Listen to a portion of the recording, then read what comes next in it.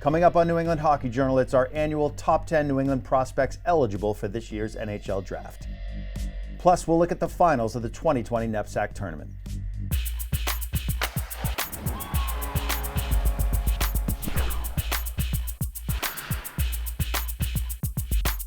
Welcome to the New England Hockey Journal. This is the final episode of our season. I'm Joel Idelson, and what a strange ending it has been for so many hockey programs in New England.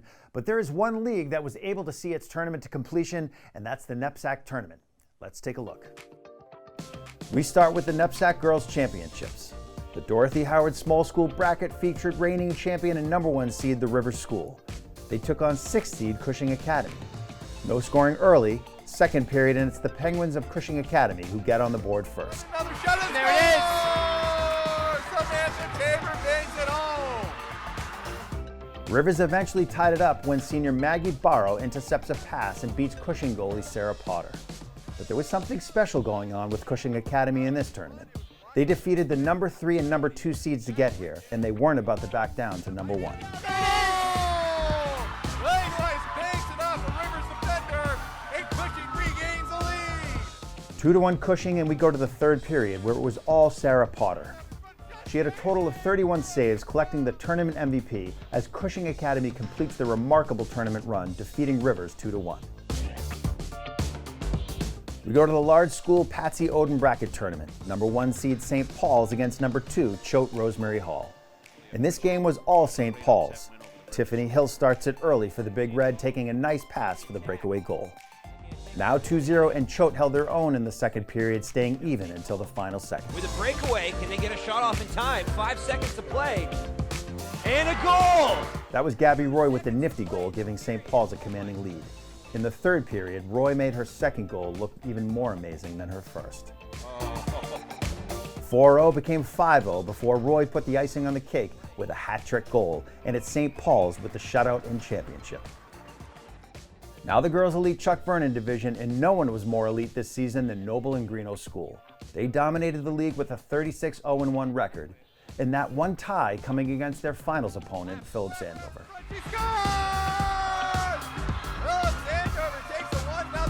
Nobles knew they had a game on their hands, and when Andover scored again, the Bulldogs found themselves behind 2 goals for the first time all season. That seemed to be the wake-up call that they needed. Intercepted and a shot and a goal!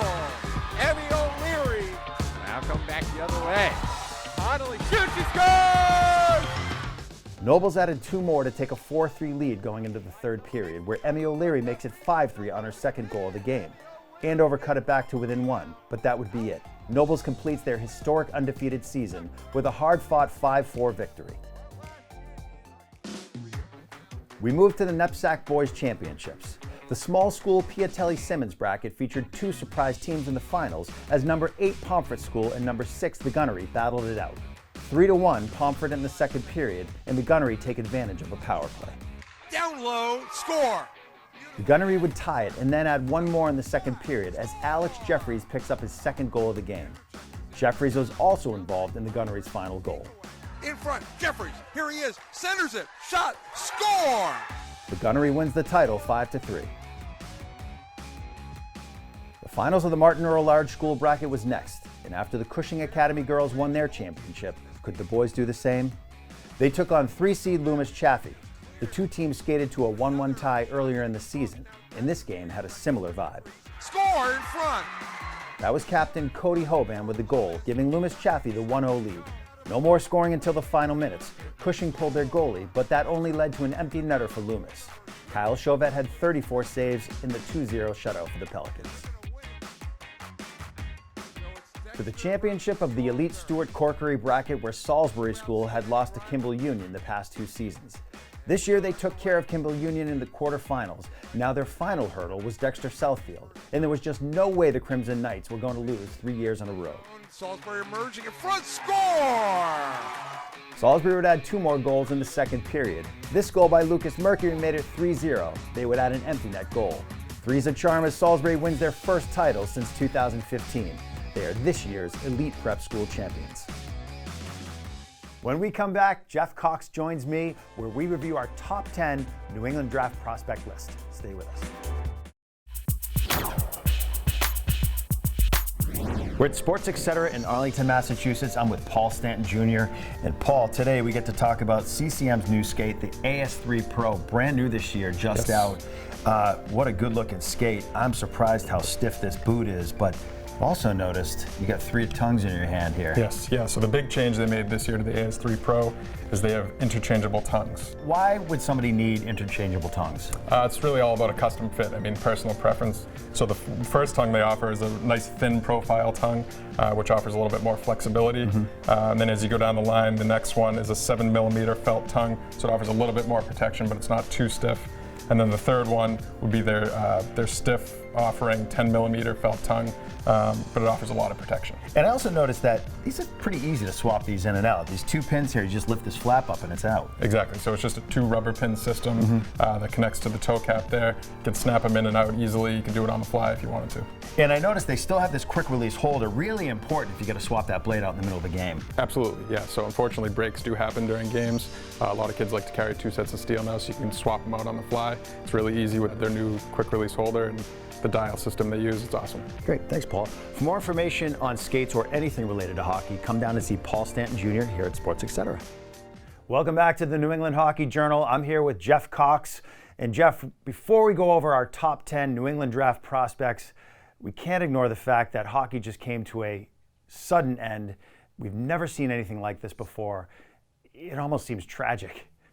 It was, unprecedented and obviously terrible for the players and coaches that worked so hard all season and in the off season last year and their whole lives for a chance to win a championship this year. And whether it be Mass high school or college hockey or the NHL, it was all came to a sudden stop.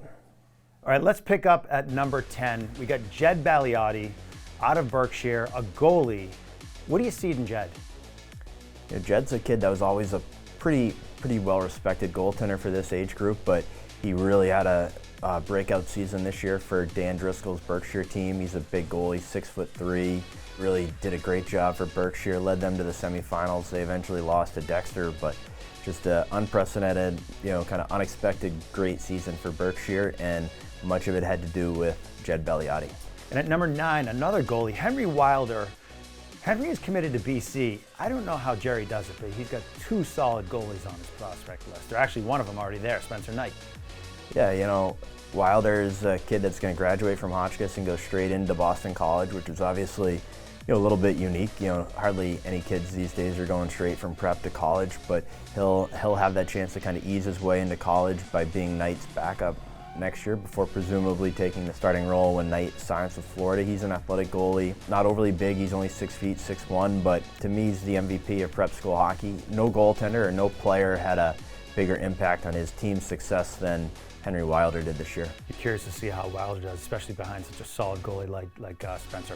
All right, number 8, Parker Ford. Just finished his freshman year at Providence. He, is a smaller forward, which is obviously a tough thing to overcome in some scouts' eyes, but he's a kid who competes really hard. He's a glue guy for his line, and I think the reason he might get drafted is because he's, kind of proven that he can play against 22, 23, 24-year-olds, where many of the draft prospects are kids who play junior hockey or high school or prep and don't get that same chance. Okay, at number 7, Alex Jefferies out of Gunnery, committed to Merrimack, but I heard he decommitted. Jefferies never actually decommitted, but there were rumors that Boston College and some of the other bigger schools in Hockey East were interested, and Scott Borick and his staff at Merrimack did a great job in keeping Jefferies committed to the Warriors. He's a heavy power forward who can play either wing. He's a right shot, but he can play left wing. He shoots it well, sees the ice well. Skating's the one knock on him, but it's gotten better, and he might be one of the more skilled prospects out of New England prep this year. All right, Jeff, 4 down, 6 to go. When we come back, we'll continue our countdown of the top New England draft prospects.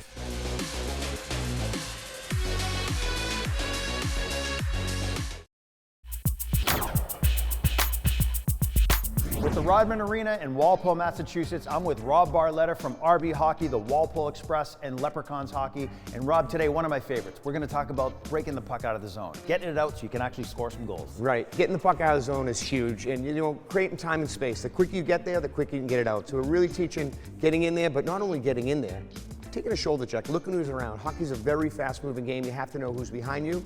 Then we're going to work on getting the pass out, and then we're going to transition into starting backwards. Same thing. We're passing. Get out of the zone. All right, let's take a look. Go!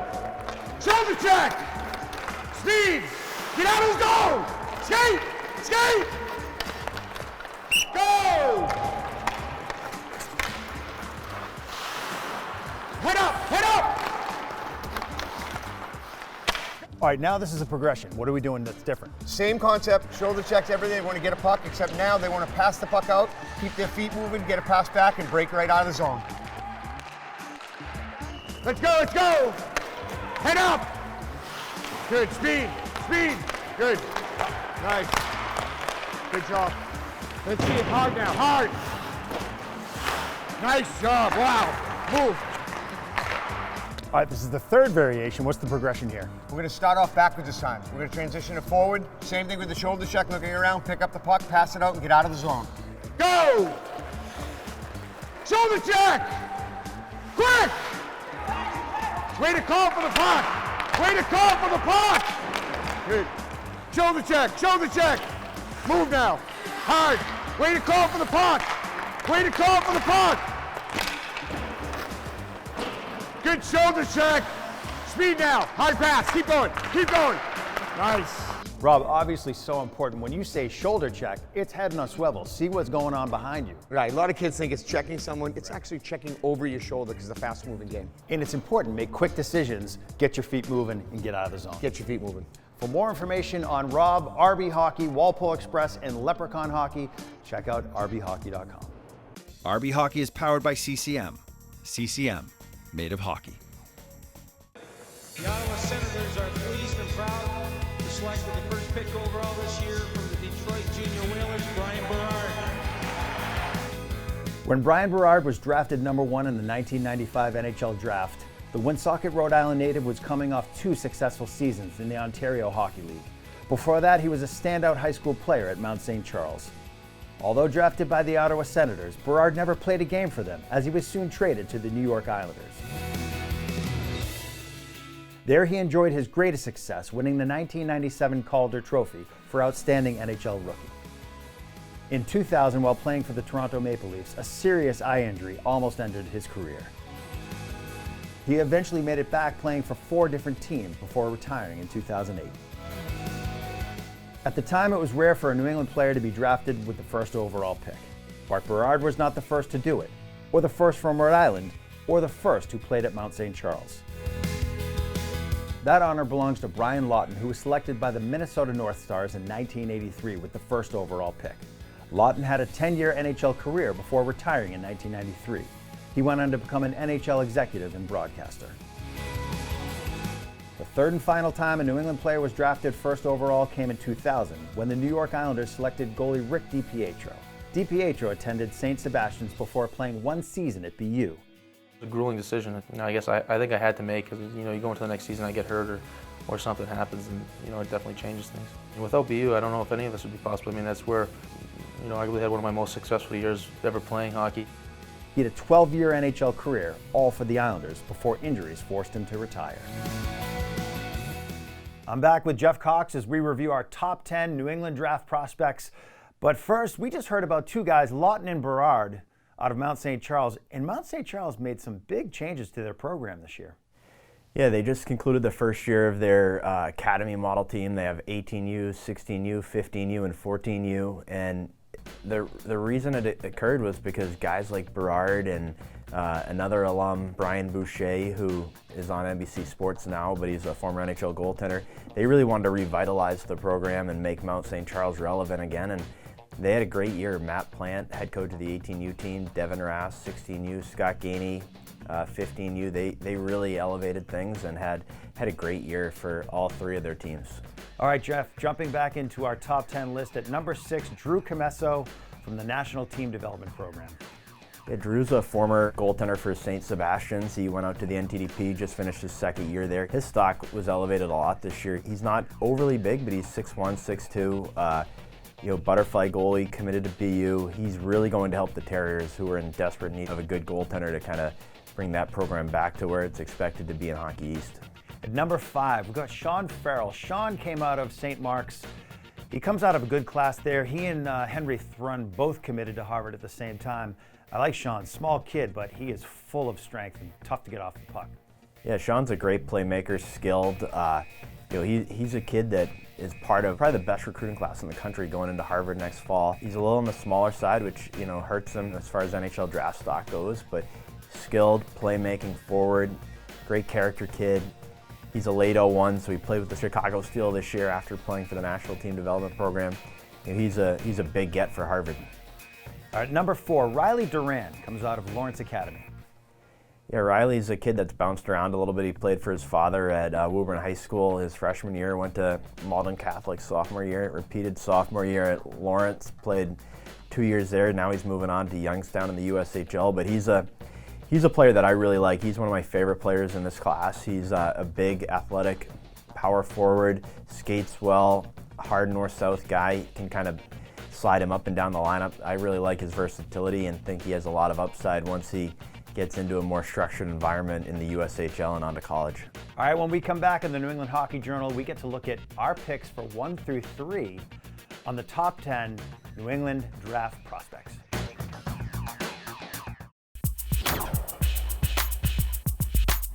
We're back. I'm with Jeff Cox of the New England Hockey Journal, where we're reviewing our top 10 New England draft prospects. We're getting down to the wire here, Jeff. With number 3, we have Ian Moore of St. Mark's committed to Harvard. Yeah, Moore's kind of undisputed top player in prep school hockey this year as far as draft prospects go. He's a big, mobile right shot D with a great shot, offensive defenseman. He's really elevated his game over the last 18 months. He was originally committed to Princeton, now committed to Harvard. He'll play for the Chicago Steel in the USHL next year, but he's just an exciting prospect, just a lethal offensive defenseman at the prep level this year. Talented kid. I'm looking forward to seeing what he does.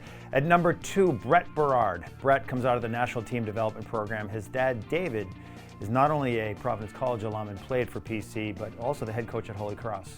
Yeah, Berard just comes from a great hockey family. His younger brother's also committed to Providence. He's at Mount St. Charles, the U15 team that we talked about a little bit earlier. He's a player that makes the most out of his ability, just does what it takes to win hockey games. Got a little Brad Marchand in him. That he's a smaller guy. He's smart. He's gritty. Goes to the greasy areas. He's just one of those players that gets the most out of his ability, and I think he's going to be a heck of a college player at Providence. Yeah, I agree. All right, number 1. Number 1 on the list is Sam Colangelo. At Chicago Steel this year, what a talented kid. Yeah, Colangelo is a kid that's been on my radar for a while. He's just a great offensive player. He's a wing, big kid, shoots it well, sees the ice well. The knocks on him have always been, he floats a little bit at times and his skating, but his skating's gotten better. He's gotten better away from the puck. He's still an offensive player. That's his bread and butter. But with his ability to shoot the puck and see the ice, I think he could be a late first round or a definite second round draft pick come June in Montreal. Well, I think it's okay to float if you're third in points and third in goals in his first year in the USHL. Yeah, for sure. He's a player that, the offensive talent for him is just uncanny. All right, Jeff, that's our top 10 for this year. Last year, we actually had our top 11. Do you have an honorable mention for this year? Yeah, it's a player that I really want to talk about. He's from Hingham, Mass. He's not eligible until 2021, but he's a late 02 who grew up playing with many of these kids. Matt Beniers just finished up with the US NTDP U18 team, committed to Harvard. He's a great 200-foot center who sees the ice well, competes well, has great hockey sense, skill. He's got it all. He's a potential top 10 pick for the 2021 NHL Draft out of Hingham, Mass. Jeff, how do you feel the immediate stoppage in hockey and such an immediate end to the season will affect the draft? It'll be interesting, but I think it'll have less of an impact on the prep guys than it will on some of the USHL or NTDP guys like Colangelo and Berard, just because Berard would have played for the U.S. team at the U18 World Championships in April, and Colangelo would have been able to showcase his game in the USHL playoffs when even more eyes were on the USHL. It'll be interesting. Obviously, it affects everyone, so it's kind of an even playing field. Videotape will be relied upon more heavily this year than it has been in a long time. Yeah, and I think about just the Super 8 this year. Arlington, high school team, makes it all the way to the top, and they can't play the game. Yeah, it's just a really unfortunate situation. Obviously, Arlington won it in 2017. Could have, their seniors could have bookended their high school career with another championship. Great team. A lot of kids that, stayed at Arlington High, showed loyalty to their town, and, to me, they were the undisputed best team in high school hockey this year. They'll go down as co-champs with Pope Francis, and, taking nothing away from Pope Francis, who's now earned 4 trips to the Garden in 4 years. Great program with Brian Foley, but to me, the best team in high school hockey this year in Massachusetts is Arlington, and it's not even close. Coach Missouri has done an exceptional job with these kids, and my heart really went out to him, so we wish them all luck. Well, on a positive note, Jeff, this year marks the 40th anniversary of the Miracle on Ice, and what an amazing thing it did for not only hockey in this country, but for USA Hockey as well. It's something that people will remember forever. It's an event that's still widely talked about. I was at a BU-BC game late in the season where they honored Mike Ruzioni and a couple other guys on that team, and it's an event that will transpire for time. Well, that's it for this episode and this season of the New England Hockey Journal. We will be there next season when they drop the puck. Thanks for watching.